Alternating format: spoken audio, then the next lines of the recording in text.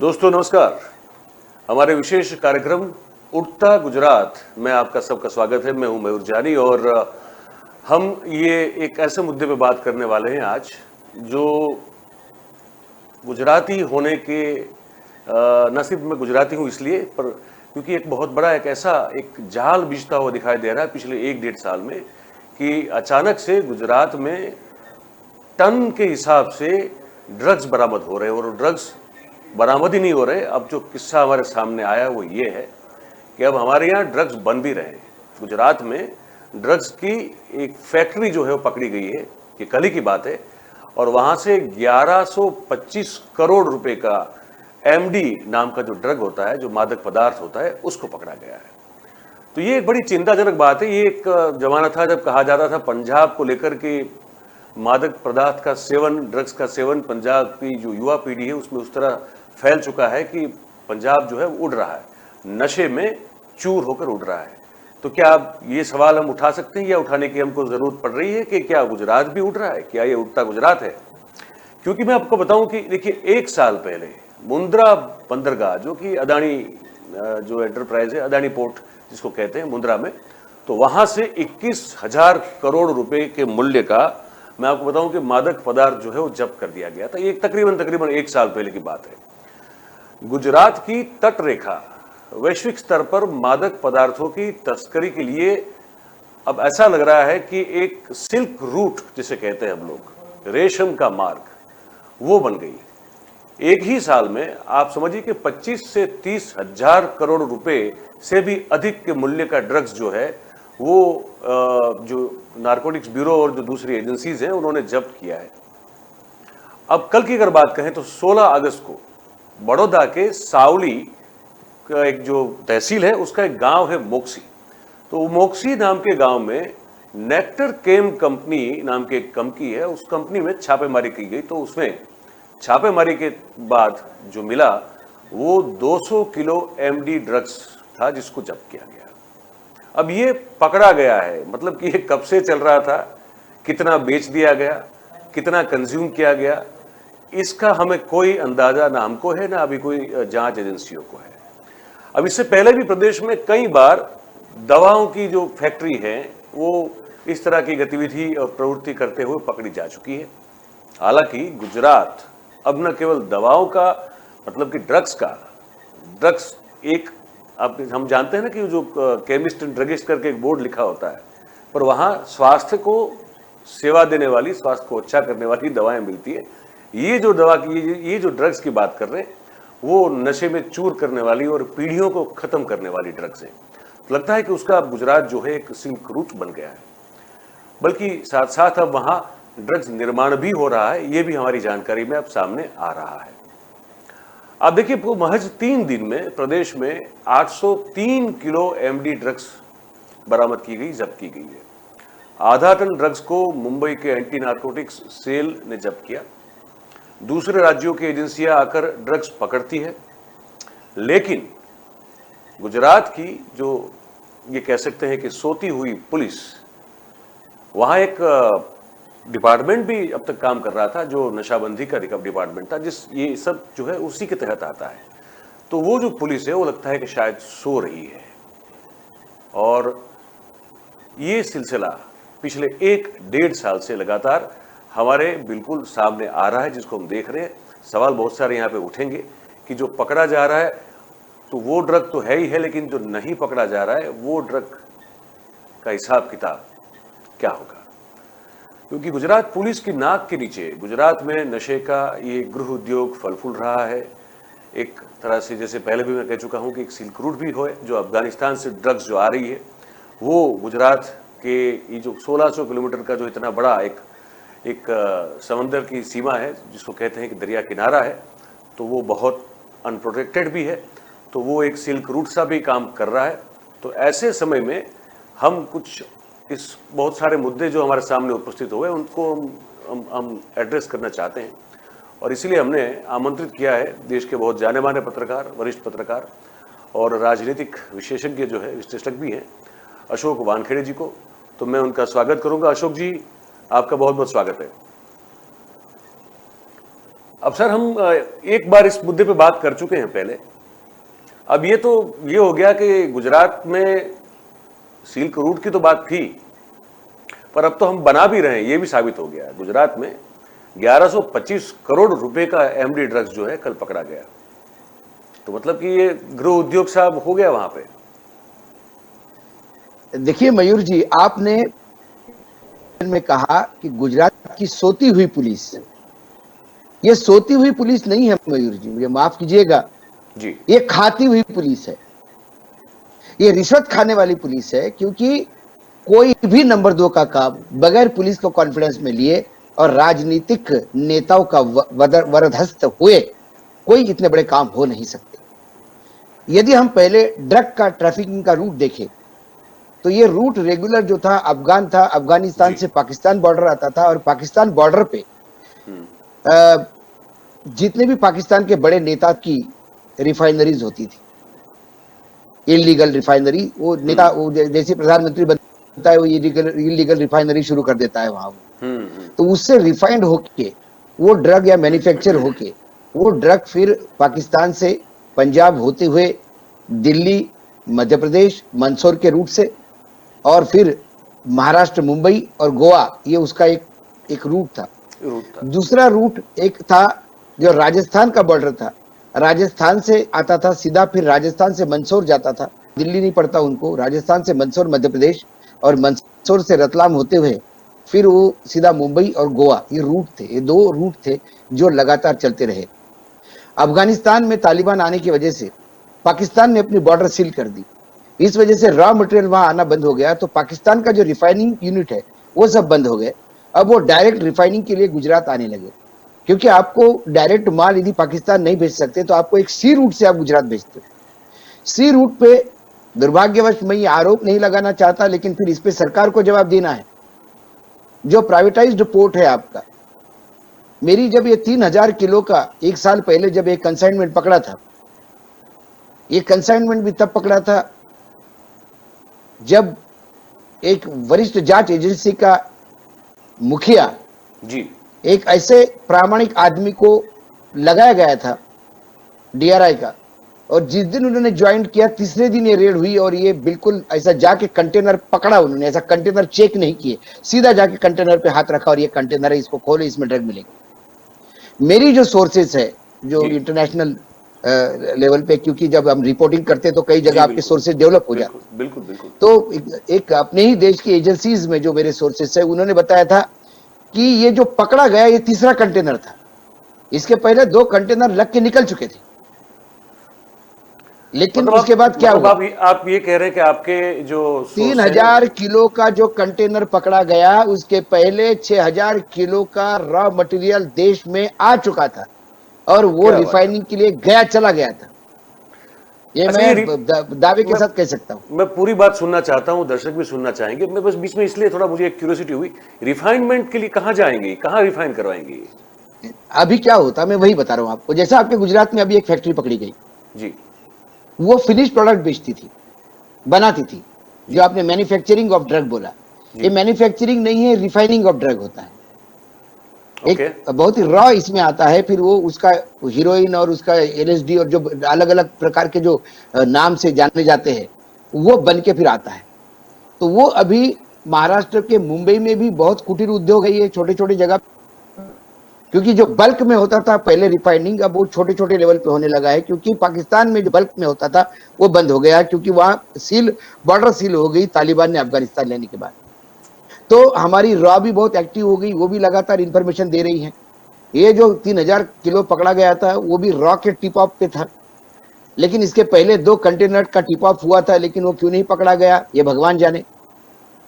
क्या उस एजेंट जिसका पोर्ट है ओन्ड है अडानी जी का, उनके ऊपर कोई आरोप नहीं लगा? फिर एक ही गुजरात की एक न्यायपालिका ने एक कोर्ट ने कहा कि इनको भी इंडिक्ट करो, वो ये हाथ ऊपर कर देते हैं ये बोल के कि हम तो सिर्फ सर्विस प्रोवाइड करते हैं, हमें ये पता नहीं होता क्या आता क्या नहीं आता कैसे जाता। लेकिन सारी दुनिया जानती है कि गुजरात में चाहे डीआरआई हो, चाहे इनकम टैक्स हो, चाहे जीएसटी हो, इसके बड़े लेवल के पोस्टिंग बगैर अडानी अंबानी के नहीं होते। अडानी जी के पोर्ट पे जितने भी कस्टम और जीएसटी और ये जो सब लोग बैठते हैं, ये जी उनके कृपा पात्र है। वो जानते हैं कि मालिक की कृपा है इसलिए हम यहाँ बैठे। जी तो बहुत सारी धांधली होती है। हमारा देश बहुत ज्यादा इन्वेस्टिगेशन करता है। 50 मतलब आज पूरी एजेंसी लगती हुई लग जाती है कि इसने मनी लॉन्ड्रिंग कहाँ किया और किसने 100 करोड़ रुपए इकट्ठा किए। मुख्यमंत्री के लिए 2-2 मंत्री जेल में होते हैं। लेकिन 3,000 किलो का ड्रग जिसकी कीमत 21,000 करोड़ आती है, जी वो ड्रग किसने मंगाए? तमिलनाडु के 2 लोगों को पकड़ाया जाता है। उनका कोई दोष नहीं। उन्होंने तो अपना आधार कार्ड दिया था और उनको 15,000 रुपए 20,000 रुपए महीना मिलता था और उनके नाम से एक कंपनी किसी ने खोली थी और वो लगातार माल इंपोर्ट कर रहा था उस कंपनी से। लेकिन ये सारा फैसिलिटेशन कौन करता है? ये जब तक अधिकारी और जब तक पॉलिटिशियंस का उसके ऊपर बर्दाश्त नहीं है, ये हो ही नहीं सकता। आपके गुजरात में मैं बता दूं आपको, ये अकेला एक ऐसा राज्य है जहां मैं तो लगातार ट्रैवल करता हूं पूरे देश में। जी मैं किसी भी होटल में रुकता हूं तो वो बैग रखने के बाद वो जो पोर्टर होता है, जो लड़का होता है, वो आपको सैल्यूट करता है इस सेवा के साथ कि आप उसको 10 रुपए टिप दे दोगे। जी लेकिन गुजरात एक ऐसा राज्य है जहां आप किसी भी शहर में जाइए और जब आप बैग रखने के बाद वो लड़का आपको पूछता है, उसको 10 रुपए देने के बाद भी जाता नहीं और पूछता है कि सर, आपको यदि दारू पीनी हो तो आप बता दीजिए कौन सा ब्रांड चाहिए, जी शाम तक आपके पास आ जाएगा। जी ऐसा रूम डिलीवरी वाला राज्य एक अकेला गुजरात है, क्योंकि आपके यहाँ गुजरात में दारूबंदी है। प्रोहिबिशन दारूबंदी होने के बाद भी यदि दारू बिकती है तो क्या मयूर जी, आप इतने साल जर्नलिज्म में, क्या आप ये दावे के साथ कह सकते हो कि इसमें पॉलिटिशियंस का जब तक आशीर्वाद नहीं है तब तक ये होता नहीं है? आपके यहाँ 90% काम वही होते हैं जो पॉलिटिशियंस किसी भी राज्य में, महाराष्ट्र हो, गुजरात हो, दिल्ली हो, तमिलनाडु हो, किसी भी राज्य में जो भी नंबर 2 के काम होते हैं, कहीं ना कहीं पॉलिटिशियंस का आशीर्वाद होता है। आपके यहाँ अब ये ड्रग का एक पैरेलल रूट हो गया है। मुझे डर इस बात का नहीं, डर इस बात का है कि जैसा पंजाब बर्बाद हो गया वैसा गुजरात बर्बाद नहीं हो। क्योंकि ये ड्रग जब ट्रैफिक होता है, जब आप रूट पे पड़ते हो, तो फिर धीरे से वहां कंजम्पशन भी बढ़ती है। और यदि ये कंजम्पशन बढ़ने लगी है, यदि बढ़ती है, तो मैं बता दूं, आज भी गुजरात के युवाओं से इस देश में, हम तो बोलते हैं, प्रधानमंत्री जी बोलते हैं कि स्टार्टअप करो, ये करो, वो करो, उद्यमी बनो, नौकरियों के पीछे मत भागो। लेकिन आज भी गुजरात ऐसा राज्य है जहां लोग नौकरियों के पीछे नहीं भागते, नौकरियां देने वाले बनते हैं। आपका बिल्कुल राज्य एक एंटरप्रेन्योर राज्य है और इस बारे में मुझे कोई कहने में शर्म नहीं है कि गुजरात का हर आदमी उद्यमी होता है। यदि गुजरात की युवा पीढ़ी इस ड्रग के चक्कर में बर्बाद हो गई तो ये गुजरात का नुकसान नहीं होगा, ये इस भारतवर्ष का नुकसान होगा। आने वाले समय में ये बहुत बड़ा संकट मैं देखता हूं। मात्र चंद रुपयों के लालच में और पैसा कमाने के लालच में नेता और अधिकारी एक संगठन बना के यदि इन लोगों को पैट्रोनाइज करते हो, यदि इन लोगों को संरक्षण देते हो, तो मुझे लगता है ये भारत के भविष्य के साथ हम खेल रहे हैं। हम किस बात की बोल रहे हैं कि हम सबसे बड़ी इकोनॉमी बनेंगे? इकोनॉमी बनाने वाले राज्य ही यदि बर्बाद हो जाए। पंजाब एक जमाने में इकोनॉमी का राज्य था। मैं बिल्कुल बता दूं आपको, पंजाब में इंडस्ट्रियलाइजेशन था। पंजाब में एग्रीकल्चर ग्रीन रिवॉल्यूशन पंजाब से चालू हो गया था। आज पूरा पंजाब उड़ता हुआ पंजाब के नाम से बर्बाद है। आज पंजाब में एडिक्शन का इतने ज्यादा केसेस है कि कोई डी एडिक्शन सेंटर खाली नहीं। उस पंजाब में आज पंजाब कहां से कहां चला गया। पंजाब में लोगों ने सरकारें बदली, आम आदमी पार्टी का वहां आना इसीलिए कि लोग फ्रस्ट्रेट हो गए। कांग्रेस हो, बीजेपी हो, कोई भी हो, अकाली दल हो, जब भी आते हैं तो इन्हीं लोगों के साथ मिलकर सत्ता में मक्खन मलाई खाने का प्रयास करते हैं। इसलिए वहां बदलाव हुआ।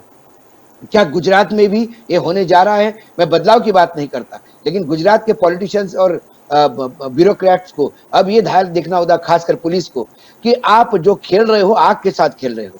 इससे और किसी का नहीं, देश का तो नुकसान हो ही रहा है, लेकिन जिसमें गुजरात जलेगा, वो जो भयंकर आने वाला समय का जो इंडिकेशन मुझे दिख रहा है, उससे रोंगटे खड़े हो जाते मैं कुछ मेरे खुद के अनुभव आपसे साझा करूंगा, दर्शकों से साझा करूंगा। मैंने कुछ ऐसा देखा, एक केस मैंने देखा कुछ 1 साल पहले की बात है। एक युवती थी, साधारण परिवार से थी, कॉलेज में पढ़ती थी और उसका पड़ोसी भले अच्छे लोग थे। तो वो मेरे पास कुछ बात करने के लिए आए, तो उन्होंने कहा कि ऐसा है कि ये, अब मैंने उस लड़की की फिजिकल हालत देखी तो मैं मतलब स्तब्ध हो गया, मैं देखता रह गया। मैंने कहा ये 22-23 साल की लड़की,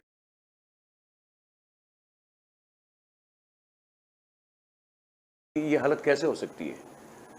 फिर मुझे जो पता गया वो ये गया कि कॉलेज में किसी जो ग्रुप में सब लड़के लड़कियां सब घूमते हैं, ठीक है, तो वहाँ किसी अमीर बिल्डर के बेटे के साथ इनकी यारी दोस्ती हो गई। उसमें अब देखो, अब ये मैं ये कह रहा हूँ इसलिए बहुत जिम्मेदारी से कह रहा हूँ क्योंकि मैंने देखा है, ये मैं बहुत सारे केसेस देख चुका हूँ। जो आपकी चिंता है वो बिल्कुल हम सब लोगों की चिंता है कि वहाँ पहले शौक या पूरा करने के लिए, या तो आप कहें कि थोड़ा रिबेलियस अपने आप को दिखाने के लिए पहले दारू पी जाती थी। लड़का लड़की जो है मिलके दारू पार्टी किया करते थे, शराब बियर वगैरह, ये हमने ये हम जानते हैं। अब अशोक जी ये हो गया है कि अब ये तरह तरह के ड्रग्स आ गए हैं। कुछ के तो हमको नाम भी समझ में नहीं आते, लेकिन कुछ अलग अलग तरह के ड्रग्स हैं जिसका ये लोग नशा करते हैं। सूंघ के लेने वाला ड्रग्स है, फिर नसों में इंजेक्शन से जो लेने वाला ड्रग्स है। तो इस लड़की के हाथ की जो नसें थी, मतलब वहाँ जो मैंने पंक्चर देखे, और फिर पता चला कि उस लड़के ने इस लड़की का शारीरिक शोषण किया। फिर जब मना करती थी उसको पीटता था, इतना पीटा कि अस्पताल में भर्ती करना पड़ा। और क्योंकि उस लड़के से पैसे मिल रहे थे या तो ड्रग्स मिल रहा था, इसीलिए वो लड़की ये सब सहन करती रही कम से कम 1 से 1.5 साल तक। अब फिर बतौर जर्नलिस्ट हमारे पास उनको लाया गया कि अब इसको कुछ आप कीजिए। वो बिल्डर जो है उसका बेटा, बड़े बड़े लोग हैं, कोई हमारी सुनता नहीं है, हम FIR करवाना चाहते हैं, कोई हमारी फरियाद लेने वाला नहीं है। मैंने कहा आप इसमें तो मतलब मैं निशब्द सा हो गया था कि मैं क्या हेल्प करूंगा, कैसे हेल्प करूंगा, क्योंकि ये भी उतनी गुनहगार है। अब एक गांधीनगर से मैं बताऊं आपको, अहमदाबाद गांधीनगर के बीच में जो एक इलाका है जिसको कोवा सर्कल कहते हैं, वहां एक कुछ दिनों पहले पकड़ा गया। कुछ ऐसा एक हुक्का बार चल रहा था, वहां से साहब आप यकीन नहीं करोगे उतना ज्यादा ड्रग पकड़ा गया। अच्छा, ये हमको वैसे हमारे सोर्सेज से पता चला कि ये पकड़ा गया और बड़ा जत्था है। हमने जांच की तो पता चला कि नहीं, ये केस बंद तो जाएगा लेकिन इसको जो है ढीला कर दिया जाएगा, क्योंकि अंदर जो है अंदर खाने सब वो हो गया है, मांडवाली हो गई है। तो ऐसे तो पता नहीं गुजरात में, ये तो कुछ हमारे ध्यान में आते हैं, ऐसे कितने केसेस होते होंगे जो दर्ज होते हैं। गांजा पकड़ा गया के नाम के पर होता है शायद हेरोइन या कोकेन या उससे भी कोई बड़ा भयानक ड्रग, हमको तो पता ही नहीं है। और इसके साथ साथ एक और चीज में जो मुझे याद आ रही है, आपको याद होगा पीपावाव पोर्ट में अलग तरह से ड्रग मिला था। वो जो धागा होता है बड़ा मोटा, उसके साथ जो है वो मतलब जैसे वो गीला करके उस ड्रग को उसके साथ मांझा लगाते हैं वैसे। हाँ, मांझा जिसको कहते हैं, ड्रग कोटेड था। That was another innovative way of smuggling. It was a very innovative way of smuggling. Yes. तो आप जो कह रहे हैं इससे तो मैं बिल्कुल सहमत हूं कि कोई भी इलीगल काम पुलिस और राजनेताओं के वरद हस्त के बिना, उनके समर्थन और सहयोग और आशीर्वाद के बिना कोई कर नहीं सकता है। अगर कोई कर रहा है तो 1, 2, 3 बार करके फिर वो पकड़ा जाएगा और उसको बड़ी से बड़ी सजा मिलेगी, क्योंकि उसने आशीर्वाद प्राप्त नहीं किया है। तो ये तो बिल्कुल हम मानते हैं। पर आपको क्या लगता है कि तो फिर अगर ये स्थिति है, जो हम बिल्कुल मानते हैं कि ये होना ही चाहिए, अदरवाइज तो ये इतना फूलता फैलता हुआ कारोबार गुजरात में हो नहीं सकता है, जो पिछले 1-1.5 साल से हम देख रहे हैं। तो आपको क्या लगता है कि किन का आशीर्वाद होने चाहिए? कौन इसको देखता होगा, कौन इसको चलाने देता होगा? देखिए मयूर जी, हमारे दर्शक ये भी पूछ रहे होंगे, यदि पॉलिटिशियंस और पुलिस के आशीर्वाद से चलता है तो फिर पकड़ा कैसे जाता है? हाँ बिल्कुल, वो भी उनके मन में, हम तो जानते हैं, लेकिन उनके मन में सवाल होता है। पकड़ने के लिए इसलिए कि ये बाहर की एजेंसीज है जो माल पकड़ रही है, ये बाहर की एजेंसीज है। गुजरात पुलिस नहीं पकड़ रही है, बिल्कुल नहीं, या कोई गुजरात की कोई इन्वेस्टिगेशन एजेंसी नहीं पकड़ रही है। बाहर की एजेंसी इसलिए पकड़ती है कि उनका शेयर उनको नहीं मिलता। जब आपका शेयर आपको नहीं मिलता, या जब आपके साथ किसी का धंधा का डील होता है कि मैं इतना कंसाइनमेंट दूंगा और इतने करोड़ रुपए उसके दे दूंगा, फिर 1-2 कंसाइनमेंट वो बगैर पैसे दिए निकलते हैं। जब इनको पता पड़ता है तो पनिशमेंट के तौर पे वो ड्रग सीज करते हैं। लेकिन आप बाद में ड्रग सीज होने के बाद यदि रेल को फॉलो करो, यदि वो केस 15 साल बाद वो केस का निर्णय क्या आया, जब आप जाके डॉक्यूमेंट्स देखो तो पता पड़ता है कि वो ड्रग सीज हो गया, वो गया, फिर बाद में वो चॉक पाउडर हो गया, वो लाइम पाउडर हो गया, वो सब छूट छाट गए, लोग छूट गए, पैसे ऊपर से लेके, मतलब कई जगह न्यायपालिका भी इसमें इन्वॉल्व हो जाती है। इतना बड़ा इवन लैब को हेवी पेमेंट होता है कि इसको आपने जो ड्रग पकड़ा इसको ये साबित कर दो। कई जगह मतलब इसमें भ्रष्टाचार की जो लेयर्स है, मैंने कई जगह इसको जब फॉलो किया तो समझ में आ गया कि ये तो इतना अथाह समुद्र है जिसकी गहराई नहीं माप सकती। बिल्कुल। लेकिन इसमें हो क्या रहा है, जैसा एक केस आपने बताया, सवाल ये है कि जो पीढ़ी है, मैं जो पीढ़ी की बर्बादी की इसलिए नहीं कि वो नशे में होते हैं, जी। वो डिप्रेशन में चले जाते हैं, जी। लॉ एंड ऑर्डर का प्रॉब्लम बहुत हो जाता है, जी। हिंसक हो जाते हैं, पैसों के लिए चोरियां करने लगते हैं, मर्डर्स होते हैं, ड्रग लेने के लिए लोगों ने 100-100 200-200 रुपए के लिए मार डाला है, गाड़ी लूटी है, कार रोकी है, उसके पास सिर्फ 500 रुपए मिले तो गुस्से में आके उसको ड्राइवर को मार के वो 500 रुपए का ड्रग खरीद लिया। तो ये जो वायलेंस का एक्सट्रीमिज्म जो जाता है वो इसलिए जाता है कि आप अपने सेंसेस में नहीं रहते हो, आपका ब्रेन सेल्स काम करना बंद कर देते हैं क्योंकि आप किसी चीज के आदी हो गए हो। और ये होता यही है, कॉलेज से शुरू होता है और वो फिर जिंदगी भर के लिए लग जाता है। तो रेव पार्टीज, आपके यहाँ नकली दारुओं से बार बार लोग मरते हैं, ये मरने वाले भी नकली दारू जब बनती है तो पुलिस क्या करती है, नेता क्या करते हैं? कई जगह हमने देखा कि पुलिस जो करती है वो नेताओं के आदेश से करती है, उनका भी कई बार जगह वो नहीं होता। ऐसे असंख्य केसेस है। तो अब ये समय आ गया है कि गुजरात की जनता कम से कम जागरूक हो जाए। नेता तो जागरूक नहीं होंगे क्योंकि नेताओं ने अपना जमीर बेच दिया है, नेताओं ने अपनी जो नैतिकता होती है वो लॉकअप में डाल के गंगा में और समुद्र में नीचे डुबो दी है ताकि कहीं गलती से भी बाहर नहीं आ जाए। जब नैतिकता नहीं है, जब आपके पास सिर्फ पैसे खाने का और मक्खन खाने का और सत्ता का भोग करने के सिवाय आपके पास कोई काम नहीं है, ऐसे में ये जनता का काम है, ये मीडिया का काम है। मैं आपको साधुवाद देता हूँ, धन्यवाद देता हूँ। पूरा देश इस बार जब पार्लियामेंट्री बोर्ड में गडकरी को क्यों निकाला इस पे डिस्कशन कर रहे हैं, अलग अलग इश्यूज पे डिस्कस कर रहे हैं। ड्रग का इशू उठा के वाकई मुझे लगता है कि समाज के प्रति जो पत्रकारों का दायित्व है उसके लिए आपने एक बहुत बड़ा काम है, आपको साधुवाद। मुझे बुलाया, मुझे लगता है कि कम से कम मैं एक मेरे हाथ से भी कोई समाज सेवा हो जाए। मैं लोगों को जागरूक करना चाहता हूँ। आप अपने बेटे को तरफ देखिए, अपने बच्चों को तरफ देखिए, अपने भविष्य की तरफ देखिए। और इन नेताओं को अब सबक सिखाने का टाइम आ गया है। कब तक झेलोगे? हिंदू मुसलमान के नाम से, जाति के नाम से, पटेल नाम से कब तक चलते रहोगे? क्योंकि पटेल पाटीदार के बच्चे इसलिए नहीं छूटेंगे कि वो पाटीदार है इसलिए छूट गए, या बच्चे आदिवासी इसलिए नहीं छूटे। सवाल है कि जब ड्रग की लत लगती है तो उसमें रिजर्वेशन नहीं होते, जब ड्रग की लत होती है उसमें अल्पसंख्यक और बहुसंख्यक नहीं देखा जाता। जब ड्रग की लत लगती है तो ना वहां राम का नाम काम आता है, ना वहां शिव जी का नाम काम आता है, ना वहां माता जी काम आती है, वहां सिर्फ ड्रग और ये काम कर जाते हैं और अपनी पीढ़ी हम बर्बाद करते हैं। इसलिए बड़े जितने दिल से और जितने आत्मीयता से आपने ये सब्जेक्ट रखा है उतने ही दिल से मैं अपील करता हूं कि अब ये समाज को आगे आना होगा, जनता को आगे आना होगा, नहीं तो हम पंजाब के रास्ते पे गुजरात जाएगा तो उसमें आश्चर्य होगा नहीं। क्योंकि ये अच्छा चीजें अब कैसी घट रही हैं, ये बड़ा मतलब शॉकिंग, बड़ा दुख देने वाला जो एक वाकया हुआ, बताऊं मैं आपको। कुछ दिनों पहले, मतलब अभी कुछ दिनों, मतलब पिछले हफ्ते की बात है, गुजरात के सोशल मीडिया सर्कल में, फेसबुक में और व्हाट्सएप में एक वीडियो वायरल हुआ। बड़ौदा की बात है, ये भी बड़ौदा की बात है, बड़ौदा शहर की बात है। एक ड्रग पेडलर जो है, या तो हो सकता है ड्रग डीलर है, वो किसी एक लड़के का वीडियो शूट कर रहा है अपने मोबाइल से, और वो कह रहा है कि देख, अब तूने बहुत ज्यादा ड्रग जो है वो कंज्यूम कर लिया है, अगर इससे आगे तुम लेगा तो फिर मेरी जिम्मेदारी नहीं है, तुम्हारी जिम्मेदारी है। तो वो लड़का जो काफी ऑलरेडी ड्रग्स के नशे में धूत है, वो बोल रहा है, जो रिकॉर्ड हो रहा है, कि हाँ भाई, मैं कह रहा हूं ये मेरी जिम्मेदारी है, अगर मुझे कुछ भी हुआ तो तुम्हारी कोई जिम्मेदारी नहीं है, लेकिन अब तुम मुझे ड्रग दो, गिव मी मोर। तो फिर से उसको पूछ रहा है कि मैं फिर से तुमको कह रहा हूं, तुम यार साफ बोलो वीडियो पे कि अगर तुमको कुछ हो गया तो मेरी जिम्मेदारी नहीं है। तो फिर से कहता है कि यार मुझे कुछ भी हो जाता है, मेरी जिम्मेदारी है।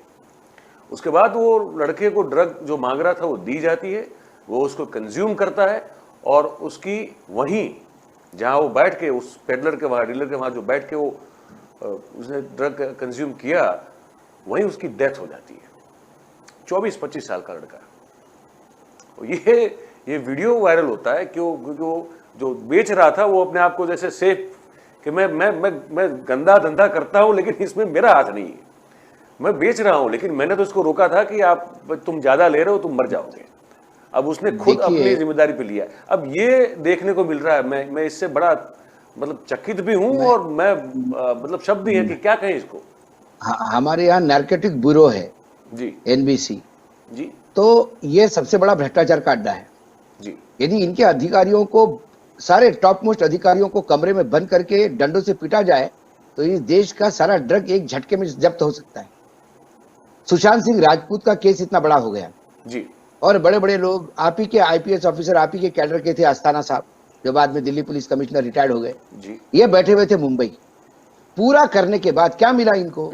ये सिर्फ उन एक्टर्स के नाम लेके आए जो 2 ग्राम, 5 ग्राम, 10 ग्राम, 25 ग्राम गांजा लेते थे। जी कंज्यूमर पकड़े गए, पेडलर्स पकड़े गए जो इधर से उधर करते हैं, लेकिन वो जो मेन डीलर है उनमें से क्यों हाथ नहीं लगा पाई है? कोई नहीं, कोई नहीं। क्या हमारी इन्वेस्टिगेशन एजेंसी इतनी नपुंसक हो गई है कि इनके पास खाने पीने वाले लोग मिल जाते हैं, कंज्यूमर मिल जाते हैं, इनके पास कंज्यूमर को सप्लाई करने वाला पैडलर मिल जाता है, लेकिन उस पैडलर को जो माल देता है वो अभी तक नहीं मिलता। कितने लोगों को अरेस्ट किया आपने? नहीं किया। आधी फिल्म इंडस्ट्री का एक्सटॉर्शन किया, फिल्म इंडस्ट्री से हजारों करोड़ रुपए अपने इकट्ठा कर लिए धमकी दे के, और आपने अल्टीमेटली क्या किया?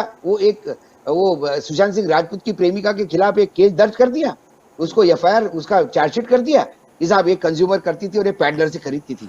अरे आपका इतना बड़ा ऑर्गेनाइजेशन है, हम मंगलयान भेजने की बात करते हैं और विकसित देश होने की बात करते हैं और इतनी बड़ी बड़ी बातें करते हैं। पाकिस्तान में कहाँ टेररिस्ट कैंप है ये हमको मालूम होता है, और हमारे देश में ड्रग डीलर हमको नहीं पता। हम ड्रग डीलर तक नहीं पहुंच पाते, हम ड्रग सप्लायर मैन्युफैक्चरर तक नहीं पहुंच पाते। जो मोटा माल खाते हो क्या? ये सवाल है मेरा सीधा मुंह से। तो ये डिपार्टमेंट क्या करता है? तो आपके यहाँ पे भी जो है वो पैडलर को लगा कि मैं वीडियो लगाऊंगा तो मुझे माफ करेगा। उस मूर्ख को ये मालूम नहीं है कि अरे वो मरेगा तो उसका केस अलग बनेगा, लेकिन तू ड्रग बेच रहा वही इलीगल है। तो मैं किसी को बंदूक दे रहा हूँ, बोल रहा हूँ देख के बंदूक सर पे लगाएगा तो मर जाएगा, लेकिन बंदूक बेचना ही इलीगल है मेरे लिए, केस तो वो बनता है। लेकिन हमारे यहाँ हमेशा पेडलर पकड़े जाते हैं, बड़े क्राइम में छोटे प्यादे पकड़े जाते हैं, जरा कुछ हो गया तो जरा कुछ राजनीति कुछ हलचल हो जाती है तो छोटे कार्यकर्ताओं पे लाठीचार्ज होता है, वो पकड़े जाते हैं। और जो किंग पिन होते हैं, मैं यूज कर रहा हूँ वर्ड किंग पिन, जो इस एरिया के डॉन होते हैं, वो डॉन चुप रहते हैं। आज गृह मंत्री गुजरात से आते हैं, अमित शाह जी, देश की पूरी आंतरिक व्यवस्था उनके हाथ में है। क्या वो गुजरात में नकली दारू या ये जो दारू के मरने वाले लोग हैं उनको नहीं रोक सकते? क्या गुजरात में दारू जो बिक रही है इलीगल उसको नहीं रोक सकते? क्या गुजरात में आने वाले ड्रग को कंट्रोल नहीं कर सकते? ये सीधा सवाल है। यदि नहीं कर सकते तो उनको इस पद से इस्तीफा देके किसी और आदमी के लिए जगह छोड़नी चाहिए, और यदि कर सकते हैं तो क्यों कर नहीं रहे हैं, इसका जवाब देना चाहिए। जवाब तो पूरा देश मांगेगा, और गुजरात को तो सबसे पहला मांगना चाहिए, क्योंकि गुजरात के पुत्र है वो। यदि गुजरात का अपना बेटा अपने गुजरात के साथ ही न्याय नहीं कर रहा होगा तो फिर गुजरात देखेगा किसकी तरफ? क्योंकि दो चीजें इसमें हैं। मैं एक तो मुझे बड़ा आश्चर्य इस चीज का होता है कि एक भी बयान पिछले 1-1.5 साल में मुझे याद नहीं, अगर आपको याद हो तो आप मुझे बिल्कुल याद करवाइएगा, मुझे अमित भाई का कोई एक बयान भी इस पूरे ड्रग सीजिंग जितना भी हो रहा है उसमें आज तक मुझे कोई याद नहीं कि उन्होंने कुछ बयान दिया हो। और ना ही प्रधानमंत्री की ओर से इस पूरे मामले में, जबकि 30,000 करोड़ से ऊपर का ड्रग मिनिमम पकड़ा गया है पिछले 1-1.25 साल में। तो एक तो ये मुझे आश्चर्य होता है कि जो इतना बड़ा मुद्दा है, जो it's kind of burning issue जिसको कह सकते हैं, जो अचानक से खड़ा हुआ है गुजरात में, कोई निवेदन नहीं, कोई बात नहीं हो रही इसके ऊपर। बात होगी भी नहीं। हमारे यहाँ, हमारे दुर्भाग्य है इस देश का, देश के जो सबसे बड़े नेता है वो सिर्फ उत्सव मनाने में विश्वास रखते हैं, सेलिब्रेशन और क्रेडिट लेने में, लेकिन चिंता व्यक्त करने में उन्हें कोई नहीं। उन्होंने चिंता जरूर व्यक्त की इस 15 अगस्त के भाषण में कि महिलाओं के साथ दुराचार होता है, उसके लिए बहुत चिंता व्यक्त होगी। जी जी बिल्कुल। लेकिन दुराचार करने वाले नराधाम फिर उसी दिन 14 साल की सजा काट के बाहर निकले जाते हैं, और ये बोल के कि उनका जो पैरामीटर था, एज, सजा 14 साल काटी, उनका बिहेवियर, और उसमें एक और जुड़ता है अपराध की श्रेणी। यदि किसी प्रेग्नेंट महिला पे बलात्कार हो और 3 साल की बेटी को उसके आंखों के सामने जमीन पे पटक पटक के मार दिया हो, 7 लोगों की हत्या की जाती है उसके सामने, ये जघन्य अपराध नहीं है। तो मैं गुजरात के उस सिस्टम को, उस कमिटी को जिसने इनको जेल से बाहर निकाला, साष्टांग दंडवत करता हूं। और यदि वो जघन्य अपराध नहीं है तो फिर इस देश में जेल में किसी को होना ही नहीं चाहिए, क्योंकि फिर बाकी अपराध तो अपराध हो ही नहीं सकते। तो इसीलिए हमारे प्रधानमंत्री इस बात पे बात नहीं करते, गृह मंत्री इस बारे में बात नहीं करते।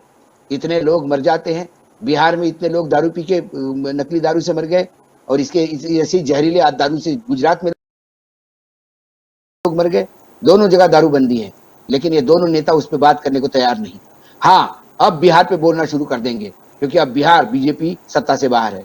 जहां सत्ता नहीं है वही इनको अनुचित दिखता है, अपने प्रदेश में अनुचित हो जाता है, तो उसके ऊपर बोलने के लिए क्या, उसकी तरफ देखने के लिए भी इनके पास फुर्सत नहीं। जब आप सब्जेक्टिव हो जाते हो तो फिर देश के अभिभावक नहीं रहते, ये दुर्भाग्य है और कुछ नहीं। और अंतिम एक जो बिंदु है उस पर, उसके बाद फिर हम लोग समाप्त करने की ओर जाएंगे कि नवाब मलिक साहब जब जेल में नहीं थे और जब वो बराबर उनका जो एक युद्ध चल रहा था समीर वानखेड़े को लेकर, और एक सिरा जो उन्होंने संभाल के रखा था, मैंने उनके साथ भी एक ऐसे ही एक कार्यक्रम किया था, उनको लाइव पे जोड़ा था मैंने। उन्होंने बड़ा एक गंभीर आरोप लगाया था मेरे साथ बातचीत करते हुए। बोले ये सब जो हो रहा है ना, ये पूरे का पूरा उसमें कहीं ना कहीं गुजरात से बहुत बड़ा इसमें गेम प्लान है। और गुजरात, उन्होंने तब भी कहा था, ऑलमोस्ट तकरीबन 8-9 महीने हो गए उसको, उन्होंने कहा कि गुजरात का बहुत बड़ा रोल है। और वहाँ हमारे जो मंत्री उस समय नए नए बने थे, जो 1 साल पहले की बात है, जो नया मंत्रिमंडल अचानक से पूरा आया, तो उसमें जो हमारे वन मंत्री हैं आज की तारीख में, किरीट सिंह, उनका भी उन्होंने नाम दिया। और उन्होंने एक इस तरफ भी इशारा किया कि ये सब लोग जो समीर वानखेड़े की टीम में थे, हालांकि ऑफिशियली नहीं थे, फिर भी जो थे वो सब लोग गुजरात में ही जाके क्यों रुकते थे, वहीं क्यों रुक रहे थे। तो बहुत सारे सवाल उन्होंने भी उठाए थे। आप उस चीज को कैसे देखते हैं? नहीं, गुजरात से जब माल आई रहा, मैंने आपको पहले स्टार्टिंग में ही कहा कि जब ये रूट चेंज हो गया और गुजरात का सी रूट उपयोग हो गया, गुजरात से सीधा शॉर्टकट है मुंबई गोवा, कंजम्पशन सबसे ज्यादा इधर है। और फिर एक बार बॉम्बे आ गया तो आपको दक्षिण भारत तक, क्या लंका तक आप जाते हो, यहाँ आप बाकी सी रूट से आप कहीं से कहीं जा सकते हो। माल आपका खाड़ी देशों में भी जाता है, तो ये एक डिस्ट्रीब्यूशन सेंटर है वो। तो उस डिस्ट्रीब्यूशन सेंटर की जो लाइफलाइन यदि गुजरात से आती है, इसीलिए ये सारे लोग गुजरात में जाके छुपते हैं। कहीं ना कहीं मैंने पहले ही कहा कि कोई भी 2 नंबर का काम इस देश के किसी भी राज्य में बगैर लोकल पुलिस और राजकीय वरदहस्त के आशीर्वाद से के बगैर हो नहीं सकता। और गुजरात में ये हो रहा होगा तो इसमें बिल्कुल राजकीय आशीर्वाद है, नेताओं का आशीर्वाद है। ये नेता को नहीं, आपको देखना है। एक नाम उन्होंने लिया, उसमें इन्वेस्टिगेशन होना चाहिए, देखना चाहिए कम से कम, क्योंकि ये गुजरात के आने वाली पीढ़ी का काम है। आज यदि 5 साल बाद, 15 साल बाद, 20 साल बाद शायद हम बहुत वृद्धावस्था में होंगे, जब ये बात सुन रहे होंगे किसी टेलीविजन पे कि अब गुजरात की स्थिति पंजाब जैसी हो गई, तब आंखों में सिर्फ आंसू आएंगे। तब याद आएगा कि आज से 15 साल पहले चिल्ला चिल्ला के कह रहे थे, जोर जोर से बोल रहे थे, जोश के साथ बोल रहे थे, रिक्वेस्ट करके बोल रहे थे, हाथ जोड़ के बोल रहे थे, लेकिन फिर आपकी बात अनसुनी हो गई। क्योंकि जब सत्ता का मद आदमी को चढ़ जाता है तो उनके कानों में शीशा, वो सत्ता का जो शीशा है मद का, वो पिघल जाता है। उसके बाद उनको सुनाई नहीं देता। सुनाई वही देता है जो तालियां बजाते हैं। आक्रोश, रोना, ये किसी को सुनाई नहीं देता। तो आपका और मेरा ये रुदान जो है, ये जो हमारी परेशानियां जो है, ये हमारा जो दर्द है, ये चीख है हमारी, ये चीख जो निकल रही है, इसको सुनने के लिए वो अभी तो फिलहाल हमारे को लगता है कि हमारे नेता पूरी तरह से चुपचाप रेडी नहीं है सुनने को। समय आएगा, हर एक का समय आता है, उनको इस बात की ग्लानि भी होगी, लेकिन जब हाथ से समय निकल जाएगा तब कुछ नहीं कर सकते मयूर जी, आप और हम, और आंसू बहा सकते हैं, इससे ज्यादा हम क्या कर सकते हैं। अशोक जी, आप जुड़े, समय निकाला, आप मुझे पता है बाहर है, फिर भी आपने समय निकाला, आपका बहुत बहुत धन्यवाद। Thank you very much. धन्यवाद। तो दोस्तों, ये एक हमारी, एक तरह से आप कहिए कि जैसे हमारी एक चीख है, दर्द से भरी चीख है, हमारी एक पुकार भी है, और हमें गुस्सा भी है इस चीज़ को लेकर, और हमारी कुछ मांग भी है। और ये हमारी, मतलब हम सबकी, हमारी और आपकी, वो बिल्कुल वो सरकार से है, क्योंकि सरकार का ही काम है कि चीज़ों को ठीक रखें। तो जो स्थिति पंजाब की हुई, जैसे अशोक जी कह रहे थे, वो बिल्कुल सही कह रहे थे। अगर कोई पंजाब गुजरात से गया हो तो उनको मालूम होगा कि वहाँ की जो युवा पीढ़ी है, वहाँ का जो युवा धन है, उसकी क्या हालत हो रखी है वहाँ पे, और कितने रिहेबिलिटेशन सेंटर वहाँ पे खुले हैं। और जैसे अशोक जी कह रहे थे, वहाँ जगह नहीं है, उस तरह की स्थिति है। तो मेरे और आपके भी संतान हैं, हमारी भी औलादें हैं, आने वाली पीढ़ियों की भी होंगी। ये कहीं वो न हो जाए जो एक समय उड़ता पंजाब था, वो कहीं उड़ता गुजरात न हो जाए। सरकार जो करना चाहे कर सकती है, लेकिन कम से कम हम तो हमारे जो औलाद हमारी हैं, जो हमारे संतान हैं, कम से कम जागरूक पेरेंट की तरह एक ध्यान रखें कि कहीं वो उस संगत में ना हो, कहीं वो स्थिति में ना पहुंच जाए कि वो भी ड्रग्स का नशा करने लगे और पूरा अपने जीवन को बर्बाद कर दे और अपनी पूरी पीढ़ी को ख़त्म कर दे। तो ये आपसे आशा है, आपसे उम्मीद भी है, और सरकार से हमने जो कहा कि ये बहुत ज़्यादा हमारी एक दर्द भरी चीख पुकार के साथ ही एक गुस्से से भरी एक मांग भी है कि इस पर कुछ किया जाए, ताकि ये जो सिल्क रूट बन गया है गुजरात, ये जो डिस्ट्रीब्यूशन हब बन गया है गुजरात, ये किसी भी सूरत में अब बंद होना चाहिए। आप सब हमारे साथ जुड़े, आपका बहुत बहुत धन्यवाद। Thank you very much. नमस्कार।